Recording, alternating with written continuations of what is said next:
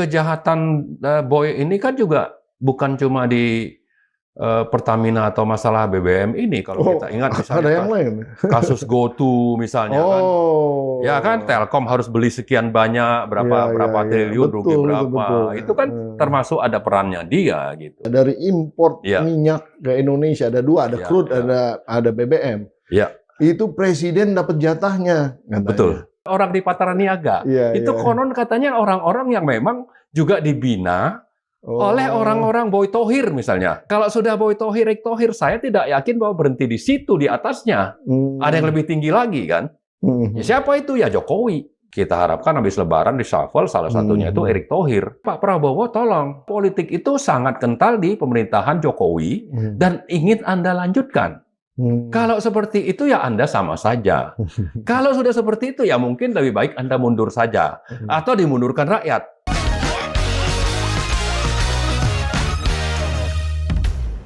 Bismillahirrahmanirrahim. Assalamualaikum warahmatullahi wabarakatuh. Yes, oh yes. Sobat Forum yang luar biasa. Kembali bersama saya Pumbi Dayatullah di acara kesayangan kita PhD 4K Podcast. Hanya di sini kritis, kreatif, konsisten, dan kocak. Korupsi Pertamina dicampur-campur dari Ron yang di bawah jadi naik ke Ron yang di atas. Ron-ronan nih ceritanya. Kita bahas dan kita simak. Di studio sudah ada seseorang pemerhati di dunia migas yang sudah saya ikuti juga komentar-komentarnya selama saya senang mengikuti urusan migas. Tapi namanya lucu, namanya Batubara. Walaupun dia keahliannya urusan migas lebih kuat. Batubara juga ngerti. Pak Marwan Batubara, apa kabar Pak? Terima kasih sudah hadir Pak. Ya. Itu yang saya bilang, kok Pak Marwan Batubara lebih kenceng urusan migas daripada. Iya nih Pak. Orang lagi rame. Ya. Dulu Pak Marwan zamannya Petral itu, wah orang-orang bubarkan Petral. Ya. Setelah bubar dikorupsinya di sini. Ya, betul. Ya, bisa dilihat dari bagaimana perspektif. Memang sangat menggiurkan ya di bisnis di dunia industri migas ini. Ya, terima kasih. Assalamualaikum warahmatullahi wabarakatuh. Terima kasih atas kesempatan bisa berbagi pendapat lah ya pada acara ini.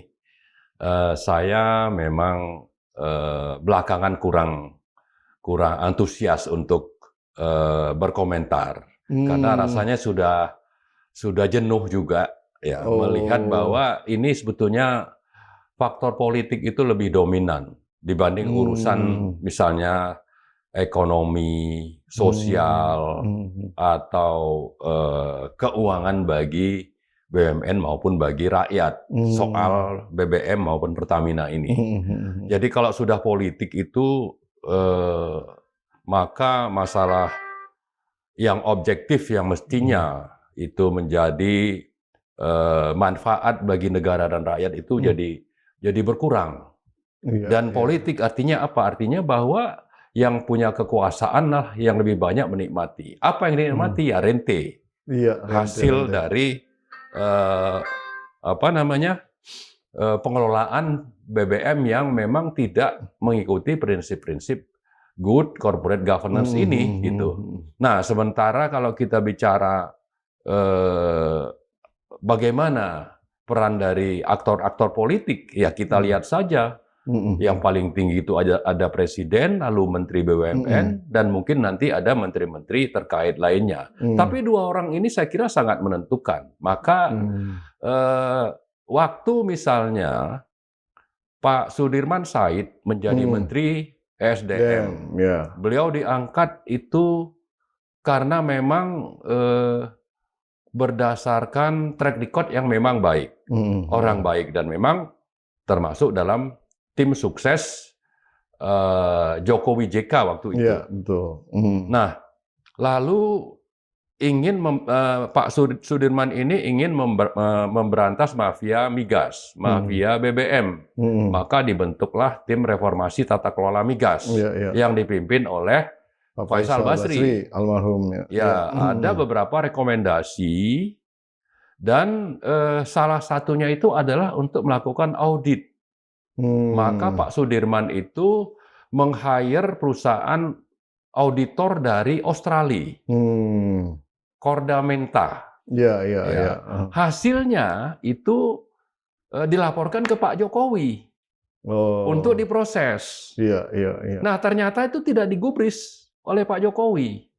Temuannya apa tuh, Pak? Temuannya salah satu ya dengan audit itu ditemukan berbagai penyelewengan, pelanggaran, ada masalah proses bisnis dan sebagainya. Dengan kalau itu diproses, maka harapannya ya misalnya kalau itu dilaporkan ke KPK, ya KPK kan bisa melakukan penyelidikan, penyidikan dan proses hukum lebih lanjut. Nah, tapi ini tidak digubris, artinya tidak konsisten. Sementara waktu kampanye 2014 itu Pak Jokowi bilang mau memberantas mafia migas, mafia BBM, dan sudah menyebut-nyebut juga nama yang sekarang sedang top. MRC kan, Muhammad Reza. Dari dulu. Nah, sekarang muncul lagi kan anaknya lah paling tidak. Tapi dia pasti bermain lah yang memainkan peran kan. Dari sejak saya ngikutin politik dan berpolitik juga dan aktif di dunia migas. Bukan isu lagi lah. Semua orang kalau misalnya orientasi politik mendukung seorang capres dan lain selalu intensinya bilang bahwa tenang aja itu dari impor BBM saja, dari impor minyak ke Indonesia ada dua, ada crude, ada BBM. Itu presiden dapat jatahnya, katanya. Betul. Nah, ini betul nih. Saya kira memang begitu. Nah, sekarang kan kayaknya memang langsung ke puncak nih. Betul. Makanya saya bilang kalau memang ingin menuntaskan dan sudah dimulai dengan baik oleh Pak Sudirman, tapi justru Pak Jokowi yang hipokrit, waktu kampanye bilang memberantas, giliran ingin diproses secara hukum, itu tidak dilanjutkan. Juga nih katanya. Tidak dilanjutkan. Kenapa? Karena di situ ada uang besar, ada rente besar. Padahal Reza Wahid waktu itu misalnya terlibat juga kasus Papa minta saham, sehingga menjadi buron, lari ke Inggris. Tapi justru ada acara entah Munas atau acara besar Nasdem, ada Reza Khalid di situ, ada Jokowi di situ. Setelah berapa minggu masalah Reza Khalid menjadi buron itu, hadir di situ. Kemudian waktu hajatan anaknya di Solo, Gibran misalnya, hadir tuh ya. Hadir, peluk-pelukan itu. Nah, jadi maksud saya sebetulnya kalaupun sekarang ini ingin diusut tuntas sampai ke belakang, bahwa aturan dasarnya itu katanya Permen SDM tahun 2018, yang katanya kalau mau diusut ini bisa banyak. 2023 saja itu kerugian negaranya disebutkan 193,7 triliun. Ya, gimana sebelum itu misalnya? Ya, nah karena itu saya kira seandainya pun disebutkan ya korupsi itu misalnya ingin diurut itu dari mana saja misalnya langkah-langkah atau perbuatan yang dilakukan sehingga itu disebut korupsi. Pertama markup. Apakah itu markup impor BBM atau impor crude? Yang kedua dari shipping. Yang ketiga itu dari tadi masalah pencampuran. Kemudian yang keempat itu bagaimana masalah gabungan ini untuk sehingga nanti bisa harga yang seharusnya misalnya 100 itu bisa menjadi 120. Misalnya disebutkan tentang harga impor. Itu disebutkan menurut Kejaksaan Agung 13% lebih mahal. Shipping juga begitu. Ya kan? Jadi lalu yang ada yang tadi saya lupa sebutkan itu adalah mengatur supaya produksi KKS dalam negeri itu dinyatakan tidak tidak layak untuk diproses di kilang dalam negeri, sehingga impornya lebih banyak. Tapi ujungnya kan sebetulnya untuk mencari bahwa dengan impor harga itu bisa dimainkan, dan kalau produksi dalam negeri itu tidak dipakai, artinya impornya kan semakin besar, makin banyak, sehingga duitnya juga semakin besar. Nah, tapi kembali lagi bahwa ini urusan politik, tidak mungkin orang-orang yang ada di anak perusahaan Pertamina yang akan berani seenaknya begitu saja untuk melakukan 4 jenis kejahatan ini tanpa pengetahuan dari aktor-aktor politik. Oke, ada pelindungnya lah ya. Ada pelindungnya. Nah, kan sekarang disebut-sebut tentang Erick Thohir. Ada nama Boy Thohir. Tapi saya kira ini kan kebijakan pemerintah. Siapa penentu kebijakan pemerintah? Yaitu Presiden. Ya kan? Jadi saya berharap sih sebetulnya kalau Pak Prabowo serius untuk memberantas korupsi dan ini menyangkut hajat hidup orang banyak, ya sudah merugikan negara hanya dari 2023 saja itu 193 triliun, bagaimana tahun sebelumnya, bagaimana 2024 misalnya, itu pasti lebih bisa sampai di atas. Ini belum diaudit soalnya. Belum ya, artinya ini kan duit besar. Tapi aktor politik ini siapa saja yang menikmati, pasti yang membuat kebijakan dan yang mengatur siapa yang jadi direksi di Pertamina misalnya. Siapa yang jadi direksi di Patra Niaga, anak perusahaan. Siapa yang jadi direksi di Pertamina Shipping misalnya. Dan saya melihat bagaimana di beberapa tahun yang lalu itu Erick Thohir kan membuat peta jalan. Bahwa nanti Pertamina itu akan dipecah, ada yang hulu ya, ada shipping, ada kilang, dan ada macam-macam. Ya kan, ada tapi PGN sudah ini ya, sudah go public kebetulan. Tapi itu kan juga belakangan digabung sama Pertagasnya Pertamina gitu, bisa digabung ke sana. Betul. Nah, jadi karena itu saya kira saya sangat berharap Pak Prabowo itu konsisten, mau memberantas korupsi, nggak perlu jauh pergi ke Antartika, ya kan? Cukup di sekitar Merdeka ini. Antar kita aja.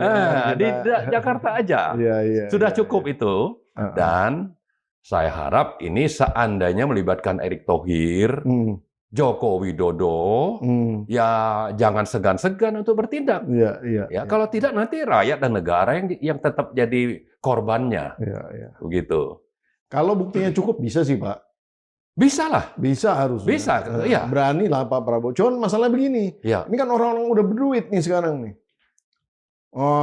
Sistem legal kita juga kan rentan terhadap permainan bayar-membayar. Betul. Jadi ujungnya, kata kuncinya itu ada di Presiden, saya kira. Jadi bagaimanapun yang ada di penegak hukum, apakah di kepolisian, di kejaksaan, KPK, itu kalau Presiden sudah menyatakan ini harus dituntaskan, kan nggak mungkin juga mereka bersikap lain. Ya kan? Paling tidak ada yang memerintahkan, dia pasti patuh begitu ya Pak. Betul. Siap. Ya. Pak, sebenarnya gini, yang saya ingin gali juga, angka kerugian itu dari mana sih sebenarnya? Apakah ini dari tadi markup yang berlebih, atau karena ada pengoplosan itu tadi? Sebetulnya 4 komponen tadi itu saling terkait dan saling juga menjadi komponen untuk menyatakan, misalnya kalau ruginya 193 triliun, mungkin komponen dari markup impor itu sekian persen. Dari pernyataan bahwa produk dalam negeri tidak qualified untuk dikilang, itu sekian persen. Dari shipping sekian persen. Dari oplos sekian persen. Saya kira ya bisa dihitung lah itu. Yang penting, tapi saya kira faktor bahwa markup harga itulah yang paling dominan. Ya kan? Bahwa kalau produk dalam negeri, domestik dari KKKS itu sebagian besar tidak dikilang dalam negeri, ini kan menjadi komponen untuk menambah impor. Ya kan, nah impornya tadi harusnya misalnya katakanlah 80 dolar per barrel, itu menjadi 85 atau berapa. Nah, khusus yang impor tanpa pengaruh hulu, itu katakan 5-60%, yang 10% itu yang akibat dari bahwa ini ditolak karena tidak qualified di kilang misalnya. Jadi saya kira itu semuanya bisa dihitung dan ujungnya tetap saja itu sudah ada moral hazard dan itu by design. By design karena dalam rangka berburu rente. Iya kan? Jadi sebetulnya harga BBM di dalam negeri bisa lebih murah ya kalau begini sebenarnya ya. Agak sedikit lebih murah lah secara average. Walaupun ada yang bilang sama saya di Indonesia ini harganya memang mahal karena ada biaya distribusi untuk jadi satu harga katanya. Ya, kalau dibandingkan Malaysia memang bottom line-nya itu kita memang lebih mahal, ya.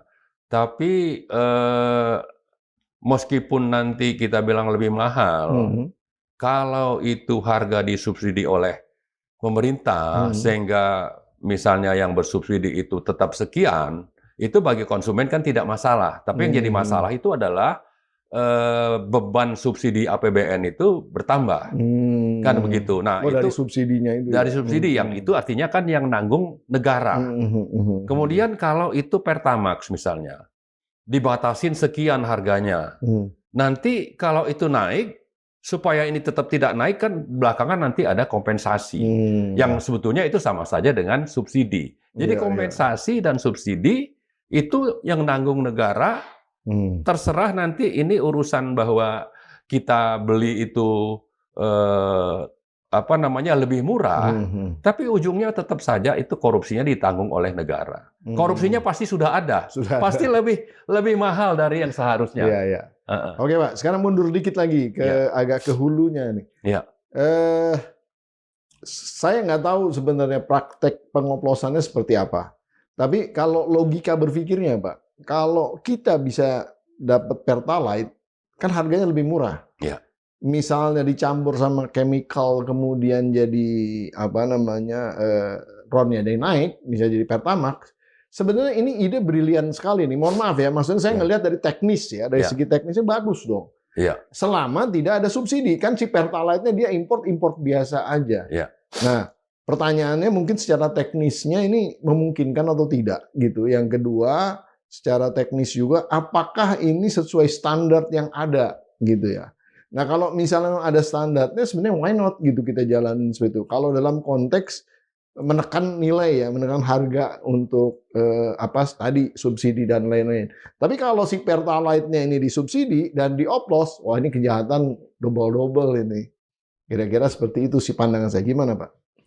Iya, jadi istilah oplos dan blending ini suatu hal yang memang harus dijelaskan secara komprehensif kepada rakyat, ya, kepada konsumen. Bahwa kalau kita bicara blending, itu sesuatu yang umum, mencampur bahan bakar yang RON rendah dengan dengan unsur kimia. Itu kan sesuatu yang memang hal yang normal. Dan itu kalau kita rujuk misalnya ada jurnal-jurnal termasuk juga penjelasan dari mantan Dirjen Migas Pak Tutuka dari ITB. Jadi bicara blending, mencampur RON rendah dengan aditif supaya unsur kimia supaya RON-nya naik, itu bukan sesuatu yang sifatnya itu negatif. Sehingga jangan juga kita lalu mengecam bahwa ini sesuatu yang sangat melanggar.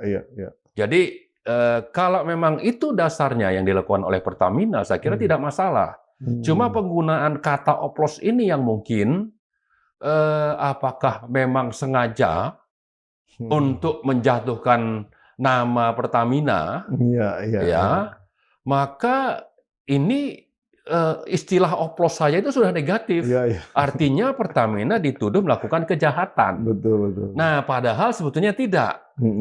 Tapi terlepas dari itu bisa saja ada yang memang mereka nyampurnya itu tidak benar, sehingga RON 90 itu naik hanya ke 91. Ya kan? Atau masih naik lah tadi. Masih naik, tapi itu sudah sesuatu yang memang melanggar. Tapi dia jual kan pakai harga RON 92, makanya. Betul, itu. Jadi makanya saya kira yang sangat dibutuhkan sekarang transparansi dan proses kimia itu harus ada standarnya, aturannya, dan dilakukan di mana. Dan ada memang pengawasnya. Kalau dibiarkan begitu saja kepada Patra Niaga dengan partnernya, katanya ada tempatnya itu di Merak lah, di mana lah, begitu kan. Inilah yang saya kira yang mencurigakan. Tapi saya kira jangan sampai nanti masalah ini merugikan nama baik negara dan BUMN. Ya kan, terlepas bahwa ada oknum-oknum di Patra Niaga, mungkin di ESDM, atau di partai politik, atau di penguasa yang bermasalah, ya, yang mengakibatkan istilah oplos ini merugikan BUMN, maka ini harus diusut tuntas. Tapi bahwa BUMN-nya itu adalah milik negara yang harus menjaga nama baik negara, nama baik BUMN, mewakili bahwa ini perusahaan milik rakyat seluruhnya, ini harus kita jaga sehingga jangan sampai kita lalu larut dalam istilah untuk mengejar masalah oplos ini. Karena itu kita sangat berharap Pak Prabowo di samping tadi mengejar para koruptor, juga membereskan masalah blending ini supaya sesuai dengan standar dan ada yang bertanggung jawab. Dan tidak bisa itu hanya diserahkan ke perusahaan di swasta di mana begitu, tanpa kontrol gitu. Memang pengawasan kalau dalam konteks apapun di Indonesia ini dibuat minim, Mbak ya. Betul. Pengawas pemilu dibuat minim perannya gitu. Pengawas di perusahaan BUMN juga dibuat minim. Betul. Di lembaga-lembaga. Makanya jadi nggak heran kalau tiba-tiba korupsi lagi. Iya. Orang nggak pernah diawasin. Saya cuma percaya ada dua, Pak. Orang yang nggak pernah mau diawasi, orang yang kinerjanya jelek dan orang jahat. Betul kan? Cuma dua. Kalau orang yang bagus kinerjanya, dia pasti dia transparan. Nggak apa-apa, lu nilai aja saya kayak gimana. Tapi kalau orang jahat sama orang yang prestasi istilahnya kurang, ya rada bodoh gitu ya, pasti dia nggak mau diawasin. Dalam hal ini sebetulnya, kalau ada orang profesional yang kita bilang tidak jahat, tapi karena masalah politik dan demi dia mempertahankan jabatan, dia ikut-ikutan juga korupsi, ini bermasalah juga ini gitu kan? Jadi karena politik kantornya, politik kantor. Tapi meski begitu ya mungkin kadar kejahatannya tidak terlalu tinggi lah ya. Nah, saya sebetulnya suka berinteraksi misalnya dengan direksi BUMN, apakah itu di Pertamina atau di PLN atau di Timah dan sebagainya dulu ya. Dan saya kira mereka mau sharing info tentang ada hal-hal yang memang perlu disuarakan oleh rakyat yang mereka mungkin tidak berani bersuara. Nah, dalam hal ini saya kira kita mengapresiasi bahwa ini kalau tidak dilakukan koreksi bisa membahayakan BUMN dan negara. Maka mereka berbagi. Misalnya ada kasus Blok Mahakam yang mau diperpanjang. Itu kan dari politisi, dari orang berkuasa kan ingin perpanjangan. Tapi kalau Pertamina mampu, kenapa harus dikasih perpanjangan kepada gitu. Nah, seperti itu kan kita mengapresiasi direksi di BUMN itu. Tapi kalau tutup mata, ikut saja perintah dari Erick Thohir misalnya, atau Jokowi, nah ini bermasalah ini. Ini memang harus diganti. Kan kita berharap Pak Prabowo itu bersih-bersih lah. Iyalah. Ya kan? Gitu. Pak, saya masuk ke ke isu tentang pengadaan terutama di Patra Niaga ya. Itu kan produknya macam-macam, nggak hanya BBM, ada crude oil, ada nafta, ada produk-produk lainnya juga. Nah, saya juga pernah ikut, saya bermitra dengan perusahaan dari Dubai. Proses untuk dapat prakualifikasinya itu susah sekali. Yang yang memverifikasi itu ada perusahaan konsultan di Singapura. Mereka ngecek semua kemampuan kita dan akhirnya dapat. Saya masuk tuh prakualifikasinya.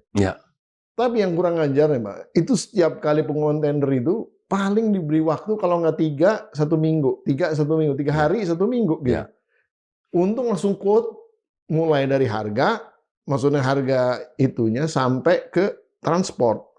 Kan nggak mungkin lah. Ya. Jadi pasti yang dimenangkan yang udah Yang ya itu punya juga. ya iya gitu. Jadi menurut saya juga itu isapan jempol saja tuh tender-tender itu pada akhirnya. Saya udah laporin ke Pak Ahok waktu itu. Iya. Nah, Pak Ahok bilang mau di follow up gitu katanya. Ini pasti ada yang main nih katanya. Gitu. Tapi ya nggak tahu. Buktinya sekarang kan tiba-tiba muncul meledak begini. Karena Ahok teman saya memang. Jadi saya langsung Ahok, nih gue kayaknya dikerjain nih gitu aja langsung. Ya itu tapi menurut saya minimnya pengawasan ini yang menjadi isu gitu dan pengawasan itu jangan cuma ditaruh orang. Pengawasan itu ibarat mitigasi resiko itu harus dibuat biayanya ya didanai, dibudgetkan gitu. Karena kalau nggak bisa mitigasi lah kira-kira seperti itu. Sorry saya jadi berpendapat karena saya agak kesel juga dengan situasinya. Jadi sebetulnya praktek tata kelola yang katanya bagus itu tuh adalah bagian daripada permainan. Membuat orang sulit masuk, satu. Yang kedua, membuat orang susah. Mau bidding aja kita jadi ragu-ragu, Pak. Itu yang jadi persoalan sebenarnya. Ya, saya kira ini kan ada 2 kata kunci penting ya. Pertama, sistemnya. Kedua, itu subjek pelakunya. Betul. Nah, dimulailah dengan misalnya membuat sistem. Bagaimana proses pengadaannya. Nah, ini jangan dibiarkan hanya dilakukan oleh orang-orang internal. Harus melibatkan misalnya dari kampus, dari pakar, dari misalnya Kadin atau apa. Sehingga ini bisa lebih kredibel, terpercaya. Ada independensinya ya. Sehingga dengan begitu nanti sepanjang sistem sudah baik, lalu subjek pelakunya itu dipilih yang benar-benar baik, itu bisa jalan. Nah, tapi yang jadi masalah, subjek ini sejak Jokowi terutama, itu aspek politiknya sangat kental. Sehingga subjek ini, meskipun sistem misalnya sudah bagus tapi kalau subjek ini, seperti tadi gitu, kita bicara tentang orang di Pataraniaga, itu konon katanya orang-orang yang memang juga dibina oleh orang-orang Boy Thohir misalnya. Ya kan? Erick Thohir gitu. Nah, saya tidak... Padahal dia dibina sama semua orang tuh kayaknya. MRC juga mungkin gitu kan. Dan lain-lain. Mungkin juga dari partai. Nah, kalau sudah Boy Thohir, Erick Thohir, saya tidak yakin bahwa berhenti di situ, di atasnya. Ada yang lebih tinggi lagi kan. Siapa itu? Ya Jokowi. Nah, jadi karena itu, sekarang mumpung ini ya, Pak Prabowo sudah memulai, lalu rakyat sudah berharap dan rakyat sudah merasa ditipu selama ini. Yang saya juga sudah banyak baca itu akan melakukan class action supaya kejahatan tadi kita sudah bayar lebih mahal, terutama yang tidak disubsidi. Ini kan pantas untuk menuntut, ya kan? Nah, karena itu minimal okelah kita tidak menuntut, tapi tolong diberesin nih oleh Pak Prabowo gitu. Pak, khusus untuk Boy Thohir dan Erick Thohir, saya harus nanya ini nih. Kalau Erick kan memang jadi menteri lagi di zaman Pak Prabowo. Tapi kalau Boy ini termasuk yang berperan instrumental juga infonya di dalam konteks pemenangan Pak Prabowo kemarin itu. Iya, saya kira. Ini kira-kira ada ebuh pakewuh atau gimana nih Pak? Ya, itu memang saya kira satu hal yang tidak bisa kita pungkiri ya. Orang yang berjasa menempatkan kita atau mendukung kita untuk jadi pemimpin itu tidak bisa begitu saja dilupakan jasanya. Tapi ya kalau memang sudah keterlaluan, lalu korbannya negara dan rakyat, ya apa boleh buat? Iya kan? Karena kejahatan Boy ini kan juga bukan cuma di Pertamina atau masalah BBM ini, kalau kita ingat misalnya ada yang lain.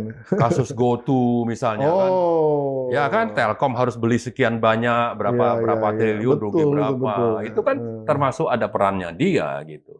Belum lagi disebut-sebut ada 11 BUMN yang menjadi korban kebijakan dari Erick Thohir, misalnya Krakatau Steel, Jiwasraya, Asabri dan sebagainya. Itu kan ada tangan Erick Thohir bermain di situ.